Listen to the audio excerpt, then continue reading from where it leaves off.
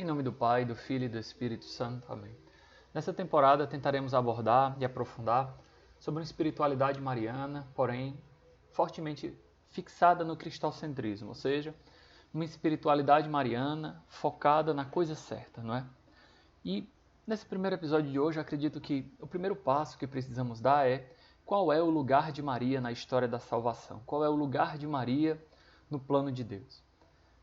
Claro, nós não podemos partir do princípio que Maria é o centro da revelação de Deus. Não é. É Jesus Cristo, de fato. Porém, o fato de Cristo ser o centro da revelação, na plenitude dos tempos, o próprio Pai envia o seu Filho para a salvação do mundo, deve nos fazer questionar qual é a posição de Maria. Uma primeira postura, poderíamos assumir que Maria é uma mulher qualquer, que, porventura, teve a sorte de ser escolhida por Deus para ser a mãe de Jesus. Nessa posição, infelizmente, nós vemos que Deus se usa da humanidade, mas não se insere verdadeiramente nela. Adentremos no mistério da encarnação do Verbo. Algumas posturas, alguns teólogos cristãos que não são católicos, têm essa postura de ver Maria como que uma barriga de aluguel. Perdão usar esse termo, mas eu acho que ele exemplifica bem. Como assim uma barriga de aluguel? Deus que por um milagre realiza dentro do útero de Maria o mistério da encarnação. Essa não é a posição católica. De alguma forma, nós acreditamos que Deus não usou Maria como uma barriga de aluguel. Pelo contrário, Maria teve uma parte ativa na história da salvação, visto que a carne de Jesus e a alma humana de Jesus, poderíamos dizer assim, foram criados a partir de Maria.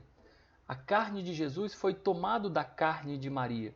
É claro, o Verbo eterno, ele é eterno, né? Consubstancial ao Pai. E quando ele se encarna, ele não é criado. Porém, a carne de Jesus e a alma humana de Jesus, elas foram criadas por Deus a partir de uma matéria. Que matéria foi essa? O corpo de Maria. De tal forma que não seria exagero dizer que o corpo de Cristo também é o corpo de Maria. Então, ainda que Maria não tenha uma posição central na revelação de Deus, que é de Jesus Cristo, a consequência imediata disso é que Maria também tem uma parte ativa. Ela participa do plano salvador, não somente como um instrumento de fora, mas como alguém que colaborou com o seu sim. Esse é o fundamento do primeiro dogma mariano, que porventura também é cristológico no século III, que nós lemos que Maria é mãe de Deus, a Theotokos, né? A discussão daquela época era se Maria era só mãe de Jesus ou se ela era também mãe de Deus.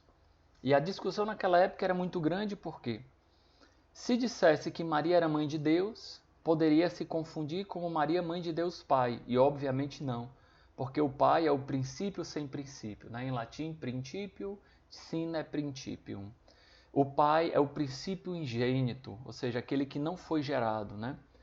Porém, por outro lado, se nós dissermos que Maria é só Christotokos, mãe do Cristo, de alguma forma nós estamos separando a divindade e a humanidade de Cristo, o que não é possível, o que seria uma heresia. A humanidade e a divindade de Cristo estão intercomunicáveis, ou seja, elas são comunicadas uma à outra, de tal forma que a humanidade de Cristo é divina e a divindade de Cristo é humana, né? Entendida de forma correta, né? Claramente. Então, meus irmãos, quando nós compreendemos isso, nós vemos que, claro, isso é um dogma cristológico, fala sobre Cristo Jesus, porém tem uma consequência imediata sobre Maria. Maria não é só mãe da parte humana de Jesus, porque essa não pode ser dividida. Pela comunicação, pelo próprio dogma, nós vemos que não podemos separar a divindade e a humanidade. Teologicamente, isso se chama de comunicação dos idiomas, né? Então, aquilo que pode parecer confuso para nós, falar que Maria é mãe de Deus, e muitos evangélicos criticam-nos por causa disso, ela na verdade afirma de maneira irrestrita a divindade de Jesus, né? Então Maria participa, claro, não tem o centro, mas ela tem uma grande participação ao conceder à humanidade. Então, terminemos a nossa primeira reflexão tendo esse ponto muito claro em relação à participação de Maria no plano da salvação.